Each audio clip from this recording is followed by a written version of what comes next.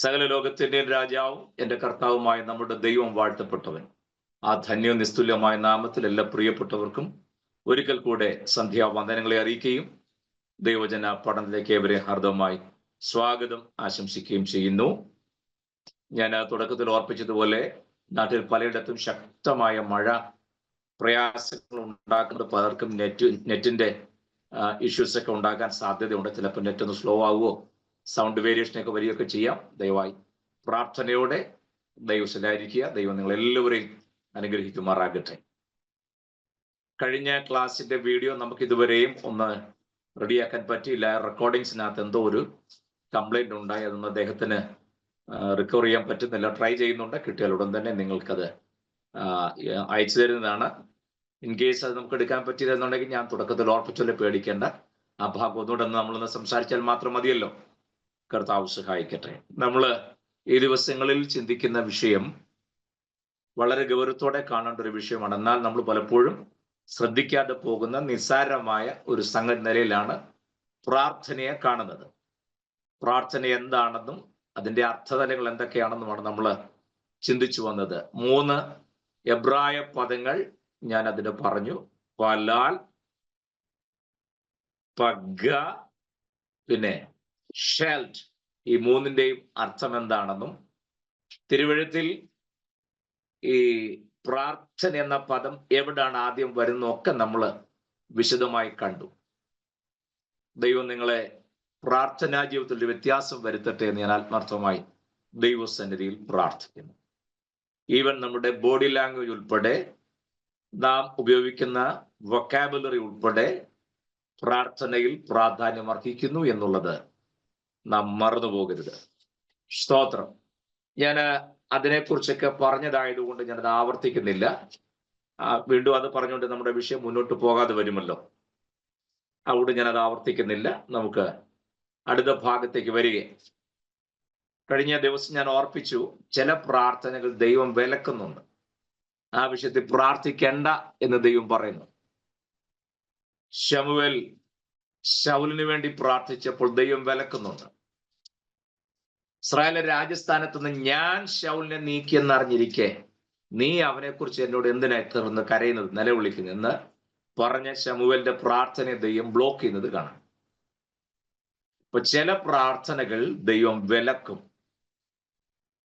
അപ്പോൾ ഇതിൽ ആരാണ് ആ പൊസിഷന് ശൗലിനെ മാറ്റിയെന്ന് നോക്കാതെയാണ് ശമൂവേൽ അങ്ങ് പ്രാർത്ഥിച്ചത്. രാജസ്ഥാനത്തുനിന്നും ശൗലിനെ മാറ്റിക്കളഞ്ഞത് ദൈവമാണ്. അതറിയാതെയാണ് ശമൂവേൽ പ്രാർത്ഥിക്കുന്നത്, ദൈവം വേഗം മടക്കി വരുത്തണേ.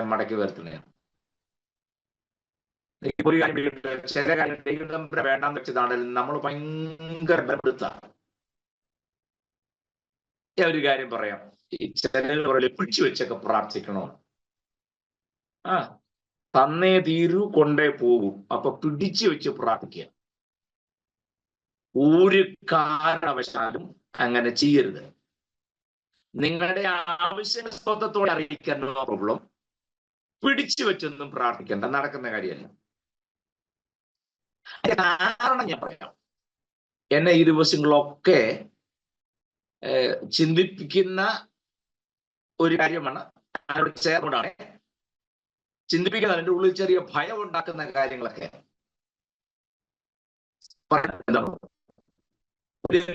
ആയിക്കോട്ടെ.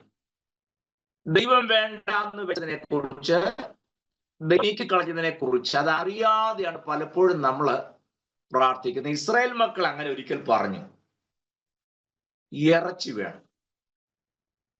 മിസ്രൈമിലായിരുന്നപ്പോൾ ഞങ്ങൾക്ക് ഇറച്ചി കിട്ടുന്നൊന്നുമല്ല, ഇറച്ചിക്കലത്തിന്റെ അടുക്കലിരുന്ന്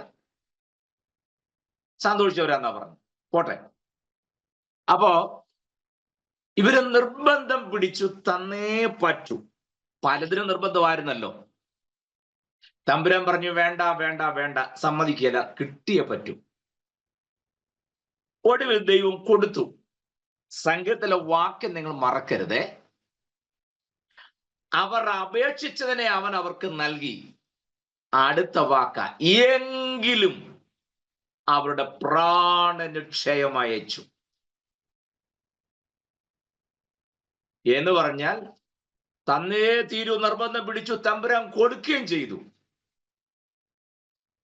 പ്രാണന് ക്ഷയമയച്ചൊന്ന് ഒരെണ്ണം അക്കരെ കയറിയില്ല. നമുക്കും ചില ചിന്തകളുണ്ട്. പ്രാർത്ഥിച്ച് പലതും നേടിക്കഴിഞ്ഞ ഏതാണ്ട് സ്വർഗത്തിൽ ചെല്ലാനുള്ള ഷോർട്ട് കട്ടാണെന്നൊരു ചിന്തയുണ്ട്. നിർബന്ധമായിട്ട് പ്രാർത്ഥിക്കുമ്പോൾ ദൈവത്തിന്റെ താല്പര്യം ദൈവം ചിലപ്പോൾ തരുമൊക്കെ ചെയ്യും. പക്ഷെ അതൊന്നും നിത്യതയിലെത്താനുള്ള ചവിട്ടുപടിയാ നമ്മൾ കാണരുത്. ക്ലിയർ ആകുന്നുണ്ടോ ഞാൻ പറഞ്ഞേ? സ്തോത്രം. ഞാൻ മുമ്പേ പറഞ്ഞല്ലേ, എന്റെ മനസ്സിനെ വല്ലാതെ ആശങ്കപ്പെടുത്തുന്ന ഒരു കാര്യം, എന്തുകൊണ്ടാണ് നമ്മുടെ ആത്മീയ ശുശ്രൂഷകളെല്ലാം നമ്മുടെ ലക്ഷ്യം എന്താണെന്ന് മറന്നിട്ട് ഇവിടെ എങ്ങനെ ഒരു കംഫർട്ട് സോണിൽ ജീവിക്കാം എന്നുള്ള സന്ദേശങ്ങൾ മാത്രമായി ഒതുങ്ങിപ്പോയി ഞാൻ പലപ്പോഴും ഓർക്കാറുണ്ട്. മുൻപ് അങ്ങനെ അല്ലായിരുന്നു കേട്ടോ. എൻ്റെ ചെറുപ്പത്തിലെ പ്രസംഗം ഞാൻ കേട്ടുള്ളത്, എൻ്റെ അപ്പച്ചൻ്റെ കൂടെ പോകുന്ന കാലത്ത് കേൾക്കുന്ന പ്രസംഗങ്ങളൊക്കെ നമ്മെ ശാസിക്കുന്നതും തിരുത്തുന്നതും തർജ്ജനം ചെയ്തതും ഒടുവിൽ കർത്താവിന്റെ വരവിനും നമ്മെ സജ്ജമാക്കുന്നതുമായ പ്രസംഗങ്ങളായിരുന്നു കേട്ടുകൊണ്ടിരുന്നത്. ഇന്ന് ആ ടൈപ്പ് പ്രസംഗങ്ങൾ കേൾക്കാനില്ല. അങ്ങനെ ഒരു വലിയ പ്രശ്നമുണ്ട്. ഞാൻ കഴിഞ്ഞ ദിവസം പറഞ്ഞില്ലേ, എൻ്റെ ക്ലാസ്സോ പ്രസംഗത്തെ കേട്ട് ഒരാൾ ഭയങ്കരമായിട്ട് വിമർശിച്ച്, ഈ പുള്ളിക്ക് ഏതാണ്ടെല്ലാം അറിയാവുന്നുള്ള ഭാവമാണ്. നോക്കി എൻ്റെ കാര്യം പറഞ്ഞ് എന്നെ കുറിച്ച് കമന്റ് എഴുതിയതാ, ഈ പുള്ളിക്ക് എല്ലാം അറിയാവുന്നുള്ള ഭാവമാണെന്ന്. കാരണം അറിയാമോ, തിരുത്തേണ്ട കാര്യങ്ങൾ പറഞ്ഞത് ഇഷ്ടപ്പെട്ടില്ല. അങ്ങനല്ല, മനസ്സിലായോ? എന്തുകൊണ്ടോ നമ്മുടെ ഫോക്കസ് മാറി. ഈ ദിവസങ്ങളൊക്കെ ഈ സോഷ്യൽ മീഡിയ കൂടെ പല പ്രസംഗമൊക്കെ കേൾക്കുമ്പോൾ സങ്കടവും തോന്നും, ചിരിയും തോന്നും, ചിലപ്പം ദേഷ്യവും വരും. ഇപ്പോഴാണ് നിങ്ങളാരും ഇറങ്ങി വീഡിയോ ഓഫ് ഇട്ട് പോകരുതേ. സഹോദരിമാരുടെ പ്രസംഗം എന്ന് പറഞ്ഞാൽ ഒരു രക്ഷയില്ലാത്ത പ്രസംഗമാണ്. ഈ പുതിയ കുറെ ആളുകൾ ഇറങ്ങിയിട്ടുണ്ട്. എന്റെ പൊന്നോ, എന്തൊക്കെയാ പറഞ്ഞു പിടിപ്പിക്കുന്നത്, ഒരു പിടിയില്ലാതെ. ഒരു വാക്യെടുത്താൽ ആ വാക്യത്തിന്റെ കോണ്ടെക്സ്റ്റ് എന്താ, അതിന്റെ അർത്ഥം എന്താ ഉദ്ദേശിക്കുന്നേ, അതിനകത്തെ എന്താ പറയാ വർത്തമാനകാല അർത്ഥം എന്താണ്, ഫ്യൂച്ചർ അർത്ഥം എന്താ, ഇതൊന്നും ചിന്തിക്കാതെ അടിച്ചങ്ങ് വിടുക. തിരുവനന്തപുരത്ത് എന്റെ ജനത്തിനും അത് ഇഷ്ടമാകുന്നെന്ന് പറഞ്ഞ പോലെ കേൾക്കുന്നവർക്ക് അത് ഇഷ്ടമാണ്. പിന്നെ പോട്ടെ, ഞാൻ മറ്റുള്ളവർ വിമർശിക്കാനല്ലല്ലോ നമ്മൾ ക്ലാസ് എടുക്കുന്നത്. എങ്കിലും ക്ലാസ് ആയതുകൊണ്ട് അത് പഠിക്കാനും ഒക്കെയല്ലോ. നമ്മള് എങ്ങനെ ഇതിനെ വിലയിരുത്തണം എന്നുള്ളത് ഞാൻ പറഞ്ഞു വരുന്നത്. പോട്ടെ. അപ്പൊ ദൈവം ചിലതിനൊക്കെ വിലക്കാറുണ്ട്. ഞാൻ പറഞ്ഞ പോയി പിന്നെ വന്നോളാം. ദൈവം ചിലതിനെ വിലക്കുമ്പോൾ സംഗതിയിൽ പറഞ്ഞ, നീ എന്റെ മുതുകത്തൊരു ഭാരം വെച്ചിരിക്കുന്നു. ആര്? തമ്പുരാൻ. ആരാ വെച്ചേ? തമ്പുരാൻ വെച്ചതാ. നമ്മള് 7 ദിവസം വെള്ളം കുടിക്കാതെ ഉപവസിക്കരുത് മാറിപ്പോകാൻ. വെച്ചതാരാ? തമ്പുരാൻ. നമ്മൾ വെള്ളം പോലും കുടിക്കാത്ത തമ്പുരാനോട്ട് മൽപ്പെടുത്തി എടുത്ത് മാറ്റാൻ. കണ്ടോ? ഞങ്ങളുടെ തലയിൽ കൂടെ കയറി ഓടിക്കുമാറാക്കി എന്നൊക്കെ വാക്യം. ദൈവം ചെയ്തതാ. എന്റെ മുതുകത്തൊരു ഭാരം വെച്ചിരിക്കുന്നു. കണ്ടോ? അപ്പൊ ഇത് ദൈവം ചെയ്തതാണോ പിശാച് ചെയ്തതാണോ എന്നുള്ള ഒരു ഡിസൈനിങ്ങും ഇല്ലാതെ നമുക്കല്പം നമ്മുടെ കംഫർട്ട് സോണിന് ഒരു ഇളക്കം സംഭവിച്ചത്, അന്നേരം നമ്മൾ ഫൈറ്റിന് ഇറങ്ങുക. സ്തോത്രം. കഴിഞ്ഞ ദിവസം ഒരു പുള്ളി പ്രസംഗിക്കുന്നത് കേട്ട്, ഈ സെക്രട്ടേറിയറ്റിന്റെ പടിക്കലൊക്കെ നിരാഹാര സമരം നടത്താൻ കണ്ടിട്ടില്ലേ? അതുപോലെയാണ് നമ്മുടെ ഉപവാസവും. ദിവസം വെള്ളം കുടിക്കാതിരുന്ന് ആണ്ട് സെക്രട്ടേറിയറ്റ് ഇപ്പൊ കഴിഞ്ഞിടയ്ക്ക് എത്രയോ നാളായിട്ട് ഒരു സമരം നടക്കുന്ന, അധികാരികൾ ആരേലും തിരിഞ്ഞു നോക്കുന്നുണ്ട്. അതുപോലെയാണ് നമ്മുടെ ഉപവാസം. കമ്പയർ ചെയ്യുന്നതാ. പോട്ടെ, ഞാൻ പറഞ്ഞു അതങ്ങനല്ല. ചില പ്രാർത്ഥനകൾ ദൈവം വിലക്കും. ഇതിന് ഞാൻ പറഞ്ഞത്, നമ്മൾ ആരോടാണ് സംസാരിക്കുന്നത്, എന്താണ് സംസാരിക്കുന്നത്? യഹൂദൻ എല്ലാ ദിവസവും രാവിലെ എഴുന്നേറ്റ് വന്നാൽ ഉടൻ അവന്റെ ഒരു പേഴ്സണൽ പ്രയർ ഉണ്ട്. അത് കഴിഞ്ഞിട്ടാണ് ഫാമിലി പ്രയർ. വ്യക്തിപരമായ ഒരു പ്രാർത്ഥനയുണ്ട്. അത് കഴിഞ്ഞിട്ടാണ് കുടുംബമായിട്ട് എല്ലാവരും ഇരുന്ന് പ്രാർത്ഥിക്കുന്നത്.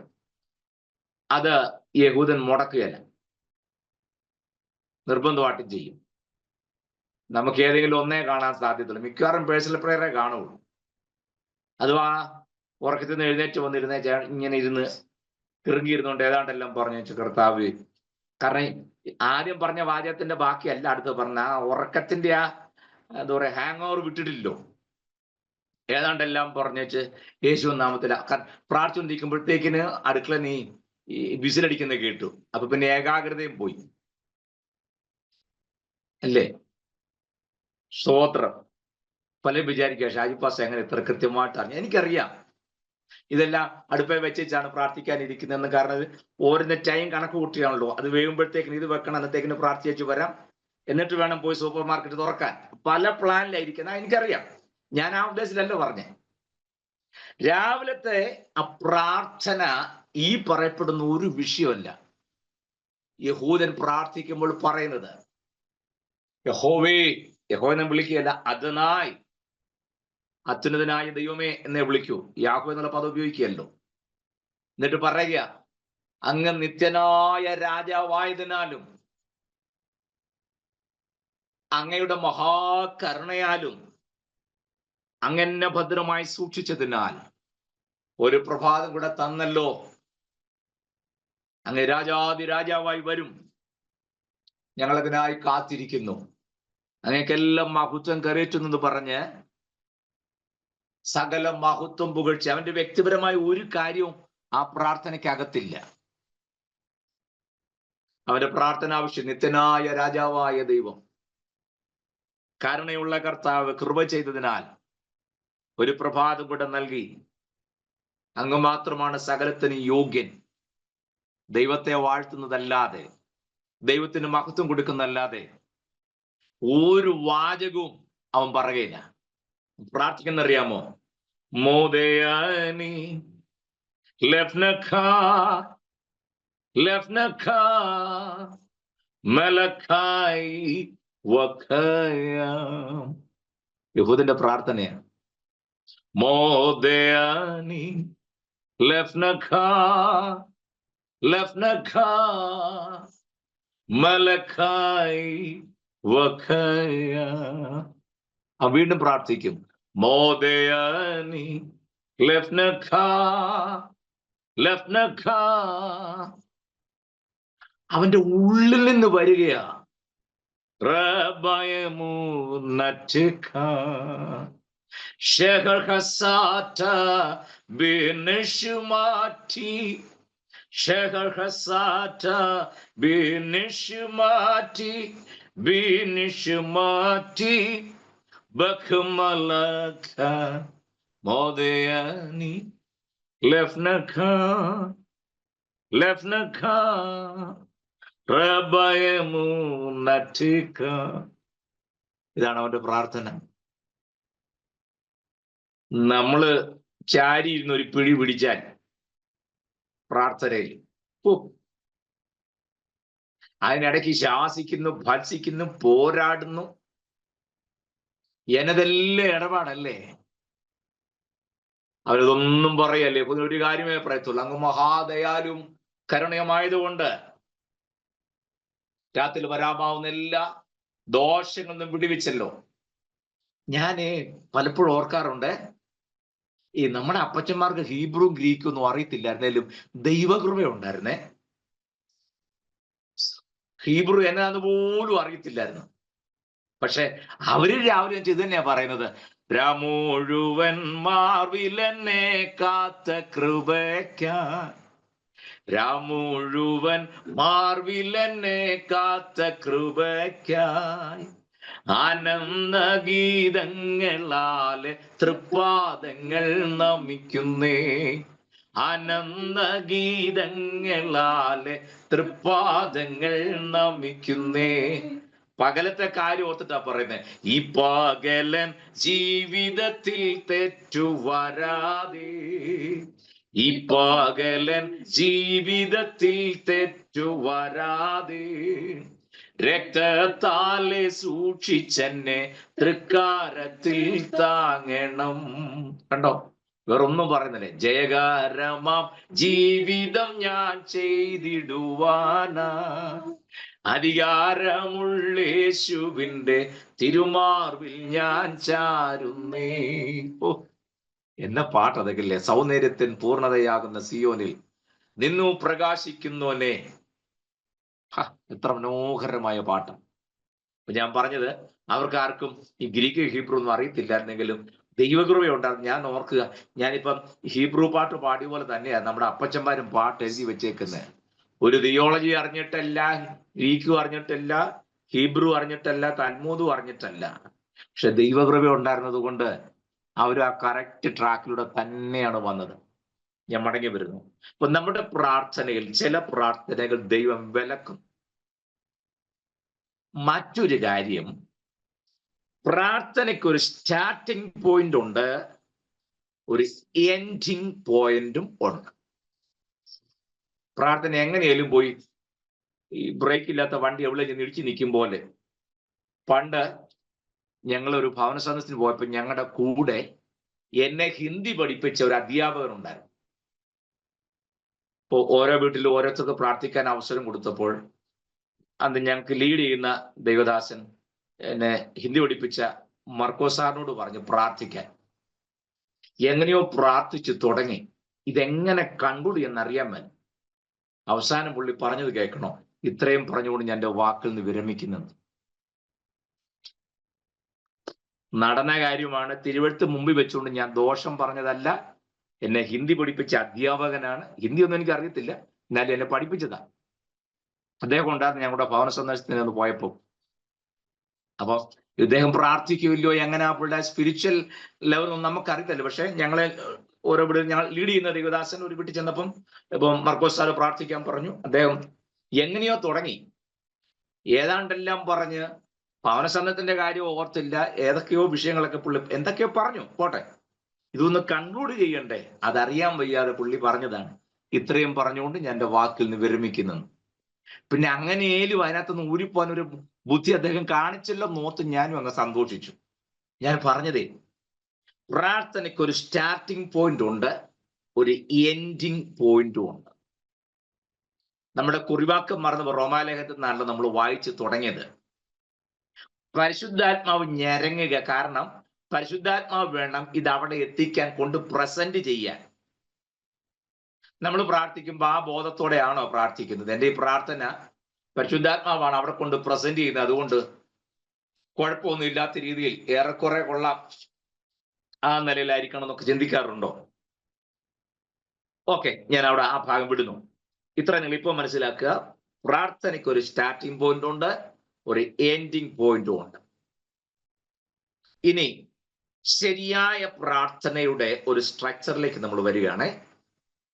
നമ്മളൊരു വാക്യം വായിക്കണം. നിങ്ങൾ ആരും എഴുന്നേറ്റ് പോകരുത്. വാക്യം വായിച്ചു കഴിയുമ്പോഴേ ശാന്തമായിട്ടിരുന്ന് നമുക്കറിയാവുന്ന പോലെയൊക്കെ ഇത് വചനം പഠിക്കാണ്ട് ശ്രമിക്കുകയല്ലേ നമ്മൾ. ഓക്കെ, എടുത്തു. ദിനവൃത്താന്തങ്ങളുടെ 1-ാം പുസ്തകം, 2-ാം പുസ്തകം 7-ാം അധ്യായം 14-ാമത് വാക്യം. കാണാതെ അറിയാമെങ്കിൽ പറഞ്ഞാൽ ഒരു കുഴപ്പമില്ല, എല്ലാവർക്കും അറിയാവുന്ന വാക്യം. പക്ഷെ ദിനവൃത്താന്ത പുസ്തകം കേട്ടപ്പോൾ ഞെട്ടിയിരിക്കാന്ന് മാത്രമേ ഉള്ളൂ. വാക്യം കിട്ടും പറയാം, എല്ലാവർക്കും അറിയാവുന്ന ദിനവൃത്താന്തം 2-ാം പുസ്തകം 7-ാം അധ്യായം 14-ാമത്തെ വാക്യം. എന്റെ നാമം വിളിക്കപ്പെട്ടിരിക്കുന്ന എന്റെ ജനം തങ്ങളെ തന്നെ താഴ്ത്തി പ്രാർത്ഥിച്ച് എന്റെ മുഖം അന്വേഷിച്ചു തങ്ങളുടെ ദുർമാർഗങ്ങളെ വിട്ടു തിരിയുമെങ്കിൽ ഞാൻ സ്വർഗത്തിൽ നിന്ന് കേട്ട് അവരുടെ പാപം ക്ഷമിച്ച് അവരുടെ ദേശത്തിന് സൗഖ്യം വരുത്തി കൊടുക്കും. വളരെ സുപരിചിതമായ ഒരു വാക്യം, നമുക്ക് എല്ലാവർക്കും അറിയാവുന്നല്ലേ. ആ വാക്യം ഇനി നമ്മുടെ തുറന്നുള്ള ക്ലാസ്സിൽ 1-2 ക്ലാസ്സിന് ഈ വാക്യമായിരിക്കും അതിന്റെ അടിത്തറയായിട്ട് നിലകൊള്ളുന്നത്. പ്രാർത്ഥന നമ്മുടെ വിഷയം, മറക്കരുത്. ഞാൻ നിങ്ങളെ അങ്ങോട്ട് കൊണ്ടുവന്ന് പിൻ ചെയ്യാൻ വേണ്ടിയിട്ടാണ് ഈ വാക്യത്തിലേക്ക് വന്നത്. ഒന്ന്, ആ വാക്യം തുടങ്ങുന്നത് നിങ്ങൾ ശ്രദ്ധിച്ചോ? എന്റെ നാമം വിളിക്കപ്പെട്ടിരിക്കുന്ന എന്റെ ജനം. അപ്പോ നമുക്കിതിനകത്ത് റോള് വല്ലതും ഉണ്ടോ എന്നൊക്കെ പറയാൻ വേണ്ടി ഞാൻ ഇങ്ങനെയൊക്കെ സ്ലോയിൽ ഒന്നിക്കുന്നേ. എന്റെ നാമം വിളിക്കപ്പെട്ട എന്റെ ജനം, എന്റെ ജനമൊക്കെയാ, മറക്കരുതേ. എന്റെ നാം വിളിക്കപ്പെട്ടിരിക്കുന്ന എന്റെ ജനം, എന്റെ ജനമാ. പക്ഷെ മുഴുവൻ കുഴപ്പമാ. എന്തോ ചെയ്യണം? തങ്ങളെ തന്നെ താഴ്ത്തണം. നടക്കുന്ന കാര്യം താഴ്ത്തുന്ന എങ്ങനെയാ ഞാൻ പറയുന്നുണ്ട്, വിശദമാക്കി ഞാൻ പറയാം. നമ്മൾ ഞായറാഴ്ച അല്ലെങ്കിൽ ഉപവാസപ്രാർത്ഥന കഴിഞ്ഞാൽ എന്നെ തന്നെ താഴ്ത്തി ദൈവം സ്വീകരിക്കുന്നു പറയുന്നതല്ല താഴ്ത്തുക എന്ന് പറഞ്ഞ. നമ്മൾ താഴ്ത്തുക എന്ന് പറഞ്ഞാൽ പൊടിയാണ്, കൃമിയാണ്, ഏഴയാണ്, അടിയനെ സമർപ്പിക്കുന്നു, അടിയാട്ടിയെ ഏൽപ്പിക്കുന്നു എന്നൊക്കെ പറഞ്ഞുള്ള താഴ്ത്തലല്ല ഇവിടെ അർത്ഥമാക്കുന്നത്. അങ്ങനെ പറഞ്ഞു കുഴപ്പമൊന്നുമില്ല, നല്ല ശൈലിയൊക്കെ തന്നെയാണ്, അതൊന്നും തെറ്റാണെന്നല്ല ഞാൻ പറഞ്ഞു. പക്ഷേ ദൈവം ഉദ്ദേശിക്കുന്ന അർത്ഥതലങ്ങൾ അതല്ലെന്ന് ഞാൻ ഉദ്ദേശിച്ചുള്ളൂ. നിങ്ങൾ ആ പദം ശ്രദ്ധിച്ചു, എന്റെ നാമം വിളിക്കപ്പെട്ടിരിക്കുന്ന എന്റെ ജനം. ഇപ്പൊ ദൈവജനമാണെന്ന് അവർക്ക് സംശയമൊന്നുമില്ല. തങ്ങളെ തന്നെ താഴ്ത്തി പ്രാർത്ഥിച്ച് എന്റെ മുഖം അന്വേഷിച്ച്, എന്റെ ജനമൊക്കെ ആണേലും ഈ പരിപാടിയൊന്നും ഇല്ല. എന്റെ ജനമൊക്കെയാ, ദൈവമുഖം അന്വേഷിക്കുന്നൊന്നുമില്ല. ഓക്കെ, പല കാര്യങ്ങൾ മനസ്സിൽ ഞാൻ പിന്നെ പറയാം. പിന്നെ തങ്ങളുടെ ദുർമാർഗങ്ങളെ വിട്ടുതിരിയണം. അപ്പൊ എന്റെ ജനമാണേലും എന്റെ ജനം എന്ത് ചെയ്യണം? ദുർമാർഗങ്ങളെ വിട്ടുതിരിയണം. അപ്പൊ എന്റെ ജനമായിട്ടിരിക്കുമ്പോഴും എന്തുണ്ട്? കണ്ടോ? അല്ലാതെ നമ്മൾ പ്രാർത്ഥിച്ചിട്ട് കേൾക്കാഞ്ഞിട്ട് ചിറ്റാറിന്ന് പാപ്പച്ചമ്പാസിനെ കൊണ്ടുവരാഞ്ഞിട്ടല്ല. നമ്മുടെ ചിന്ത ചിറ്റാറിന് തങ്കച്ചമ്പാസും പാപ്പച്ചമ്പാസും ഒരുമിച്ച് വന്നാലേ ഈ ബന്ധനം അഴിയുന്നൊരു ചിന്തയിൽ ഇരിക്കുക. അങ്ങനല്ല ഇതിന്റെ ഇടപാട്. പ്രാർത്ഥന കേൾക്കാനുള്ള ക്ലോസ് കർത്താവ് തന്നെ പറയുക,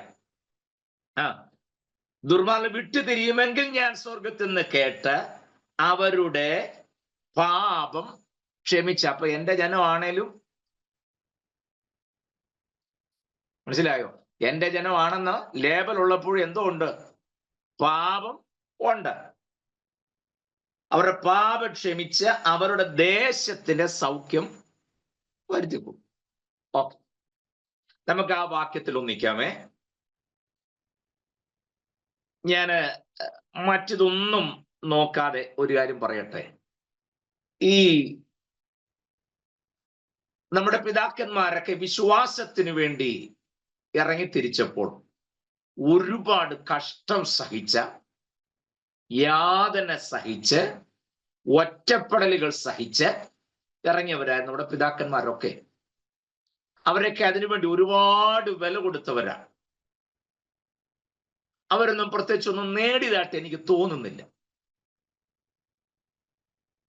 ഇല്ലില്ല, സത്യസന്ധമായി കർത്താവിന്റെ വേലക്കൊണ്ടിറങ്ങിയ പിതാക്കന്മാർ ആരും ഒന്നും നേടിയിട്ടില്ല. അവരുടെ ആയുസ് മുഴുവൻ പാട്ടുകാരൻ പറയുന്നത് പോലെ ഒരു കൈത്തിരി പോൽ കത്തി എരിഞ്ഞൊരിക്കൽ തിരുമാറിൽ മറഞ്ഞിടിഞ്ഞാൻ എന്ന് പാടുന്നത് പോലെ തന്നെയാണ്. എനിക്കറിയാവുന്ന പല ഭക്തന്മാരായ ദൈവദാസന്മാരും ഒരുപാട് കഷ്ടം സഹിച്ച്, നിന്നയും ഒറ്റപ്പെടലും ആക്ഷേപവും ഒക്കെ സഹിച്ച് കർത്താവിന്റെ വേലയ്ക്ക് വേണ്ടി നിന്നു. ആരും പോകാത്തിടത്തൊക്കെ കർത്താവിന്റെ വേലയ്ക്ക് വേണ്ടി ഒരുപാട് പട്ടിണിയും ത്യാഗവും ഒക്കെ സഹിച്ച പിതാക്കന്മാരെ നമുക്കുണ്ടായിരുന്നു. നമ്മുടെ ക്ലാസ്സിൽ ഒരു ദൈവദാസി പങ്കെടുക്കും. തൻ്റെ പിതാവ് പാലക്കാട് ജില്ലയ്ക്ക് വേണ്ടി ഒരുപാട് കർത്താവിന്റെ വേലയ്ക്ക് വേണ്ടി അധ്വാനിച്ച ശ്രേഷ്ഠനായ ഒരു ദൈവദാസൻ. പക്ഷേ മക്കൾക്കും കൊച്ചുമക്കൾക്ക് വേണ്ടി ഒരു 10 സെന്റ് സ്ഥലം പാലക്കാട് മേടിച്ചിടാൻ അദ്ദേഹത്തെ കൊണ്ട് പറ്റിയില്ല. അദ്ദേഹത്തിന് താമസിക്കാനായിട്ടൊരു വീട്, അതും വീടിനോട് ചേർന്നൊരു ഹോളാ. അല്ലാതെ അന്നേ കാലത്തൊക്കെ വേണമെങ്കിൽ അതൊക്കെ കഴിയുമായിരുന്നു, പക്ഷെ ചെയ്തില്ല. പേരൊന്നും ഞാൻ പറയുന്നില്ല, ഞാൻ സന്തോഷം കൊണ്ടന്ന് മെൻഷൻ ചെയ്യുന്നു മാത്രമേ ഉള്ളൂ.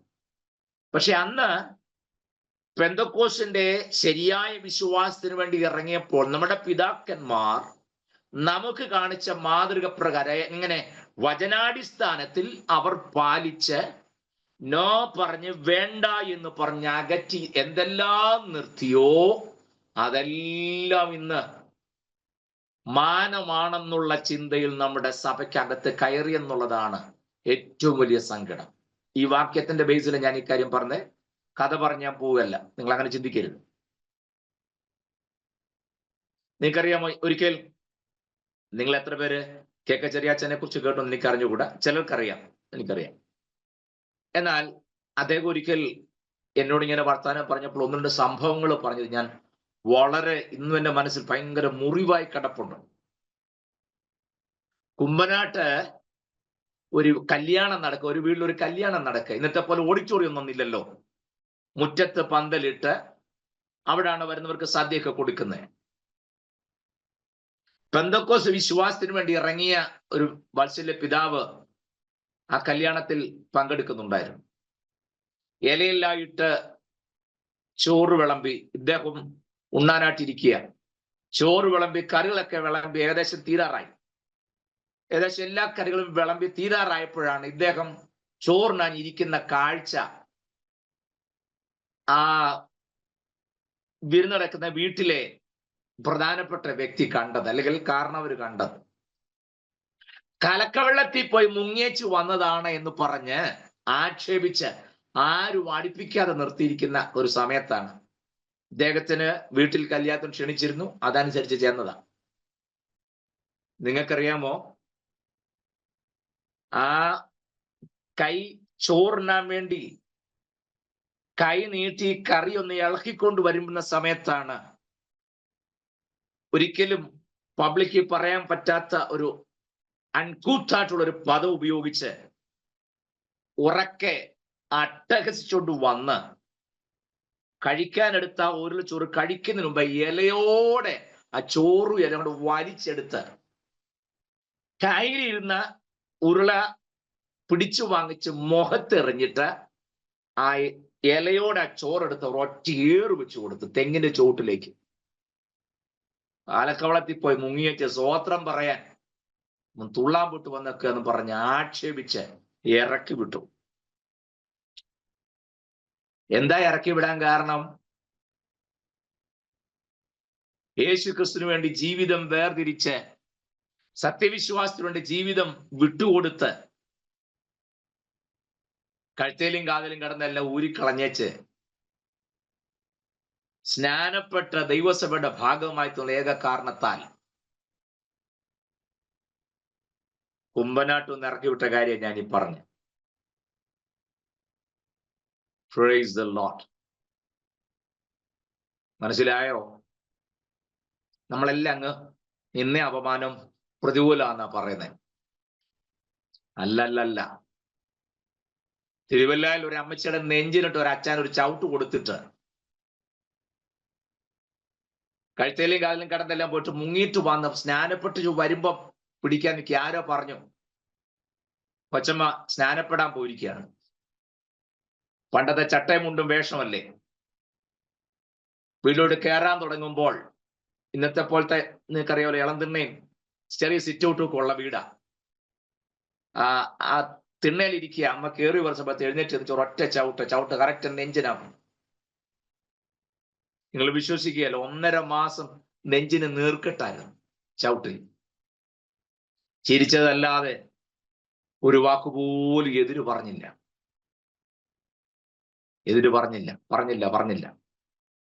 ഇറക്കി വിട്ടു. സ്വന്തക്കാരുടെയും പ്രിയപ്പെട്ടവരൊന്നും വീട്ടിൽ കയറാൻ അനുവാദം കൊടുത്തില്ല.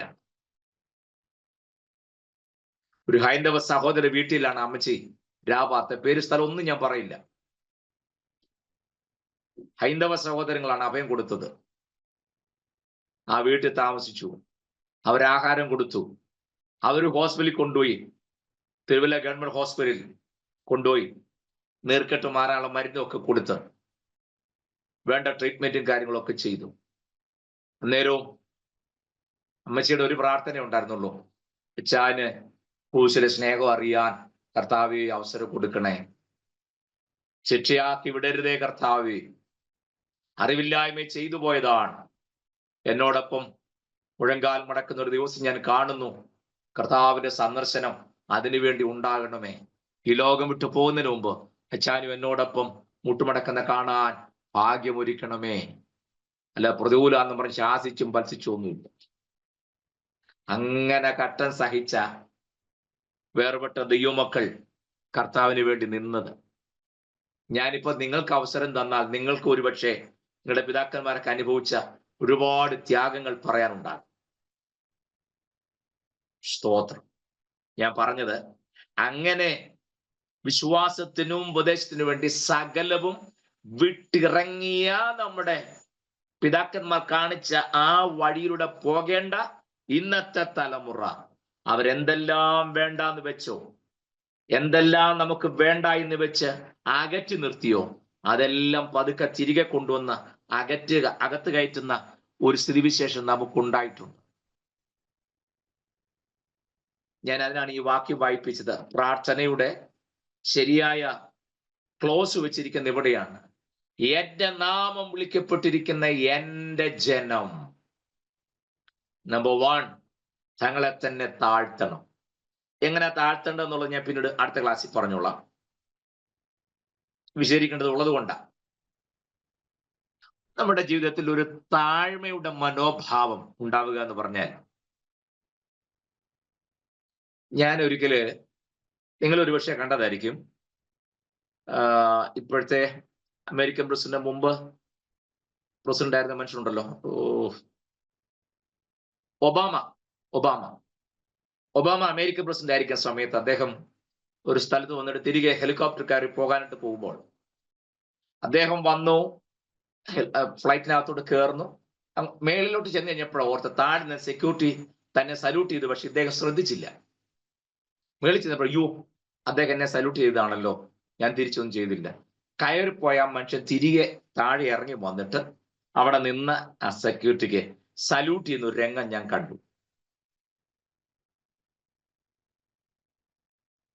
തനിക്ക് വേണ്ടി സേവ ചെയ്യുന്ന ആ ഓഫീസറെ തിരക്കൊണ്ടായിരിക്കാം, അമേരിക്കൻ പ്രസിഡന്റിലെ പല കാര്യം ചിന്തിച്ചു പോയതുകൊണ്ടായിരിക്കാം അവിടെ നാളെ ശ്രദ്ധിക്കാതെ. പക്ഷെ എന്തെങ്കിലും പെട്ടെന്ന് ഓർത്തപ്പോൾ അദ്ദേഹം തിരികെ ഇറങ്ങി വന്നിട്ട് അദ്ദേഹത്തോട് സോറി പറഞ്ഞിട്ട് അദ്ദേഹത്തെ സല്യൂട്ട് ചെയ്യുന്ന രംഗം ഞാൻ കണ്ടു. ഞാൻ പറഞ്ഞു, നമ്മൾ സോറി പറയൊന്നും ചെയ്യണ്ട, കണ്ട ഒന്ന് മൈൻഡ് ചെയ്യാനുള്ള മനസ്സ് നമുക്ക് ഉണ്ടായാൽ മതി. സങ്കടമുണ്ട് കേട്ടോ, വളരെ സങ്കടമുണ്ട്. കാരണം ഒരേ സഭയിൽ കൂടുന്നവർ, ഒരുമിച്ച് തിരുമേശ പങ്കിടുന്നവർ, ഒരേ പാട്ടുപാടി ആത്മാവിൽ നിറയുന്നവർ, ഹൃദയം തുറന്ന് സംസാരിക്കുകയോ മനസ്സ് തുറന്ന് ഇടപെടുകയോ ചെയ്യുന്നവർ എത്ര പേരുണ്ട്? അല്ല, ഒരു 2-2.5 മണിക്കൂർ സഹായത്തിന് തുറന്ന മനസ്സോടെ ഇരിക്കാൻ പറ്റാത്തവരെല്ലാം കൂടെ അവിടെ ചെന്ന് നിത്യത മുഴുവൻ ഒരുമിച്ച് ഇരിക്കാൻ പോകുമെന്നും പറഞ്ഞാൽ ഈ ബഹളം വെക്കുന്ന മുഴുവൻ. ഇവിടെ ഒരു 2.5 മണിക്കൂർ ഐക്യതയോടെ ഇരിക്കാൻ പറ്റാത്തവരാണോ എന്റെ പൊന്നോടേരെ അവിടെ ചെന്ന് എല്ലാം കൂടെ ഐക്യതയോടെ ഇരിക്കാനായിട്ട് ഈ പോകുന്നത്?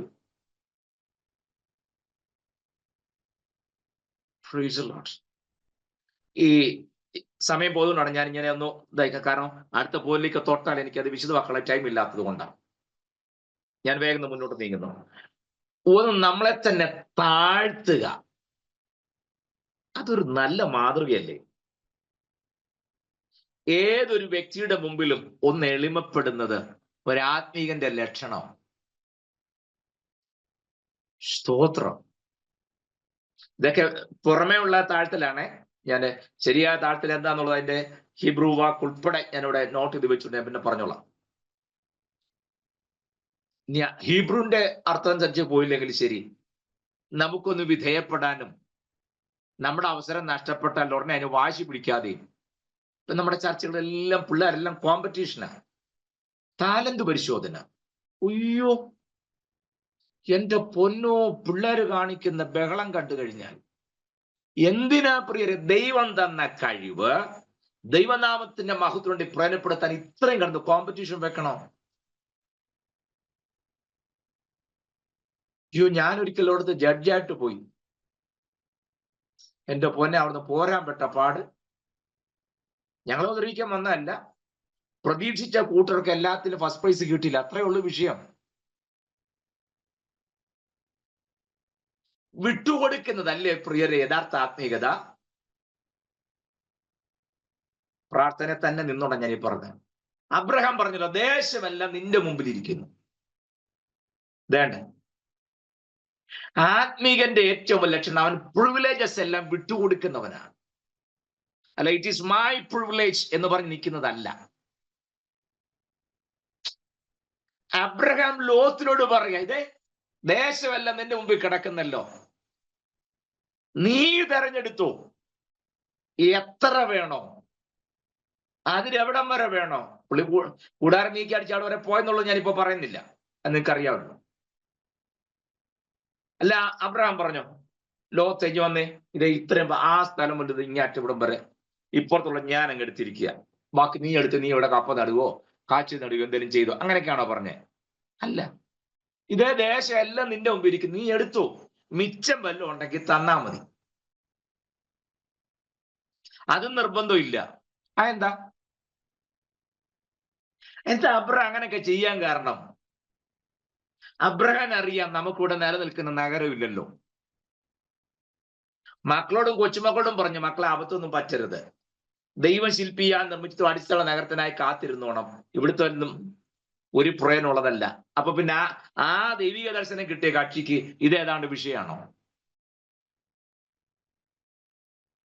എന്റെ പൊന്നെ, നമ്മളും പെന്തക്കോസ്തുകാര് പാടും, എന്റെ ദേശം ഇവിടെയല്ല, ഇവിടെ ഞാൻ പരദേശവാസിയാണല്ലോ. ഇതുപോലെ ഭോഷ്ക്ക് പറഞ്ഞൊരു വർഗം ഭൂമിയിലില്ല. എന്റെ ദേശം ഇവിടെ അല്ല എന്നൊക്കെ പറഞ്ഞു അയൽവക്കംകാരുടെ റബ്ബറിന്റെ കമ്പ് നമ്മുടെ പറമ്പിൽ നിന്ന് ഒടിഞ്ഞു വീഴട്ടെ, ഇവിടെ വല്ലതും ഉണ്ടോ എന്ന് അപ്പ കാണാം. ശരിയാണോ ഞാൻ പറഞ്ഞേ? തൊട്ട അയൽവക്കം നിൽക്കുന്നവന്റെ പറമ്പിൽ ഏലൊരു തടിയോ കമ്പോ ഇങ്ങോട്ട് വീണു, നമ്മുടെ ഓമയുടെ തണ്ടൊന്ന് ഒടിഞ്ഞു, എന്റെ പൊന്നോ തീർന്നു. അന്നേരം അറിയാം നമ്മളിവിടെ പരദേശിയാണോ സ്ഥിരവാസിയാണോ എന്നുള്ളത്. ശരിയാണോ ഞാൻ പറഞ്ഞേ? സ്തോത്രം. മടങ്ങി വരാം. നമുക്ക് ലഭിക്കുന്ന പ്രിവിലേജസ് ഒക്കെ വിട്ടുകൊടുക്കുന്നതിനകത്താണ് നമ്മൾ ആരാണെന്നുള്ളത് അറിയുന്നത്. അബ്രഹാം അതാ പറഞ്ഞു, നീ എടുത്തു, പിന്നെ ഒരു കണ്ടീഷൻ, നീ ഇടത്തോട്ടാണെങ്കിൽ ഞാൻ വലത്തോട്ട് പോകും, നീ കിഴക്കോട്ട് പോവുകയാണെങ്കിൽ ഞാൻ പടിഞ്ഞാറോട്ട് പോകും. അതെന്താ? അതിന്റെ പേരാ ഈ വേർപാടെന്നൊക്കെ. കവല വെച്ച് കാണാമെന്നല്ല പറഞ്ഞു. എടാ, നീ ഏത് വല്ല എടുത്ത് എങ്ങനെ നമ്മള് കവല വരുമ്പോ നമ്മൾ കാണുമല്ലോ എന്നല്ല പറഞ്ഞു. പ്രിവിലേജസ് എല്ലാം വിട്ടുകൊടുക്കുന്നവനാണ് ആത്മീയൻ. എല്ലാം എനിക്ക് നല്ല.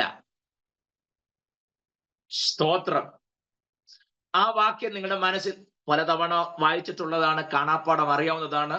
ഒരു 10,000 പ്രസംഗം നിങ്ങളിതിനെ കുറിച്ച് കേട്ടിട്ടുമുണ്ട്. ഉപവാസ പ്രാർത്ഥന ഉണ്ടെങ്കിൽ ഈ വാക്കില്ലാത്ത പ്രസംഗവും ഇല്ല, അല്ലേ? തങ്ങളെ തന്നെ താഴ്ത്തി എന്ന് പറഞ്ഞിട്ട് നേരെ അഹോവാച്ചരികെ വെച്ച് എസ്രാ ശാസ്ത്രി പ്രഖ്യാപിച്ച ഉപവാസ പ്രാർത്ഥനയുടെ കാര്യം പറഞ്ഞാൽ അടുത്ത പ്രസംഗമൊക്കെ പോകുന്നേ. ഞാൻ ആ ഭാഗത്തൊന്നും പോകുന്നില്ല, അങ്ങനെ പോകാനും പറഞ്ഞതല്ല. ആ വാക്യത്തിൽ ശ്രദ്ധിക്കണം. എന്റെ നാമം വിളിക്കപ്പെട്ട എന്റെ ജനം, ഇത് അവിടെയാണ് ഉടക്കി നിർത്തിയത്. എന്റെ ജനമാണ്, പക്ഷേ താഴ്ത്തിയിട്ടില്ല, ദുർമാർഗങ്ങളെ വിട്ടു തിരിഞ്ഞിട്ടില്ല, പാപം ഏറ്റു പറഞ്ഞിട്ടില്ല, ദൈവമുഖം അന്വേഷിച്ചിട്ടില്ല. ഇതെല്ലാം ചെയ്യുകയാണെങ്കിൽ സ്വർഗത്തിൽ ഞാൻ കേൾക്കും. അതിനർത്ഥം ഏത് പ്രാർത്ഥന നടത്തിയാലും ഈ ക്ലോസ് ഒന്നും പാലിച്ചിട്ടില്ല എന്നുണ്ടെങ്കിൽ ഒരു കാരണവശാലും പ്രാർത്ഥന ഇവിടെ വരെ വരുന്നില്ലെന്നായി പറഞ്ഞതിന്റെ അർത്ഥം. മനസ്സിലാകുന്നുണ്ടോ എന്ന് പറഞ്ഞാൽ ആ വാക്യം ശ്രദ്ധിച്ചാൽ അറിയാം, ദൈവത്തോടുള്ള ബന്ധത്തിലും മനുഷ്യരുള്ള ബന്ധത്തിലും വ്യക്തിപരമായ ജീവിതത്തിലും എല്ലാ കാര്യവും ഓക്കെ ആണെങ്കിൽ മാത്രമേ പ്രാർത്ഥന ഫലം കാണുന്നുള്ളൂ. സ്തോത്രം. ഇനി എല്ലാം നമ്മൾ പ്രാർത്ഥിച്ചിട്ടൊക്കെയാണോ കാര്യം നടത്തുന്നത്? ഒന്നും അല്ലല്ലോ. നമ്മൾ പ്രാർത്ഥിക്കാത്ത കാര്യവും ദൈവം തരുന്നില്ലേ? തരും. ആ ദൈവം ആയതുകൊണ്ടാ ചെയ്യും, നോ ഡൗട്ട്, സംശയമൊന്നും വേണ്ട. ഇസ്രായേൽ മക്കളെല്ലാം എല്ലാ ദിവസങ്ങളും നിലവിളിച്ചിട്ടാണ് അവർക്ക് മന്നായിട്ട് കൊടുത്തത്? അല്ലല്ലോ. പക്ഷെ എബ്രായത്തിൽ ഒരു വാക്യമുണ്ട്, അവരെന്നെ പരിഹസിച്ചു, അവരെന്നെ അവിശ്വസിച്ചു. ഞാൻ പറഞ്ഞത് അവർ ഉൾക്കൊണ്ടില്ല, അംഗീകരിച്ചില്ല. അതുകൊണ്ട് എനിക്ക് അവരോട് നീരസം തോന്നി. അഭിപ്രായത്തിൽ പറയുക, ദൈവത്തിന് അവരോട് നീരസമായിരുന്നപ്പോഴും, അവരെക്കുറിച്ച് ദുഃഖിച്ചപ്പോഴും നിരാശപ്പെട്ടപ്പോഴും അവർക്ക് കൊടുക്കാനുള്ളതൊന്നും ദൈവം മുടക്കിയില്ല. മനസ്സിലാകുന്നുണ്ടോ? ദൈവത്തിന് അവരോട് നീരസമുള്ളപ്പോൾ ഒരൊറ്റ ദിവസം പോലും മന്ന മുടങ്ങിയില്ല, ഒറ്റ ദിവസം പോലും വെള്ളം മുടങ്ങിയിട്ടില്ല, ഒരൊറ്റ ദിവസം പോലും മേഘം മാറിപ്പോയിട്ടില്ല, ഒരൊറ്റ ദിവസം പോലും അഗ്നിസ്തംഭം മാറിപ്പോയിട്ടില്ല. ഇതെല്ലാം ഉണ്ട്. നമുക്കും പറ്റുന്ന ഇതാ, മേഘം മാറിപ്പോയിട്ടില്ല, അഗ്നിസ്തംഭം കൂടെ ഉണ്ട്, മന്ന കിട്ടുന്നുണ്ട്, വെള്ളം കിട്ടുന്നുണ്ട്. പിന്നെ ഇതിൽക്കൂടെ എങ്ങനെയാ ദൈവം നടത്തേണ്ടത്? അയ്യോ, അത് ദൈവം നമ്മെ പ്രസാദിച്ചില്ലെങ്കിൽ ഇത് തരും. നിങ്ങൾ മനസ്സിലാക്കേണ്ട ഒരു കാര്യം ഞാൻ പറയാം. മേഘത്തിന് കീഴിൽ പാർത്തവർ, ഉയരത്തിലെ മന്ന ഭുജിച്ചവർ, അഗ്നിസ്തംഭം വഴികാട്ടി അതിലൂടെ നടന്ന ജനം, ഷെഖേന എപ്പോഴും അത് അനുഭവിച്ചറിഞ്ഞവർ ഒക്കെ ശരിയാ. ഇതിൽ എത്ര എണ്ണം അക്കരെ കയറി?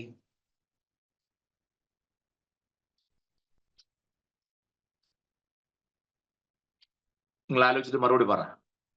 ഇതിൽ എത്ര എണ്ണം അക്കരെ കയറി? മന്ന കൃത്യമായി കിട്ടി, അടിക്കപ്പെട്ട പാറ വെള്ളം ഇഷ്ടംപോലെ കുടിച്ചു, അഗ്നിസ്തംഭം ഉണ്ടായിരുന്നു, മേഘസ്തംഭം ഉണ്ടായിരുന്നു, എല്ലാം ഉണ്ടായിരുന്നു. പക്ഷേ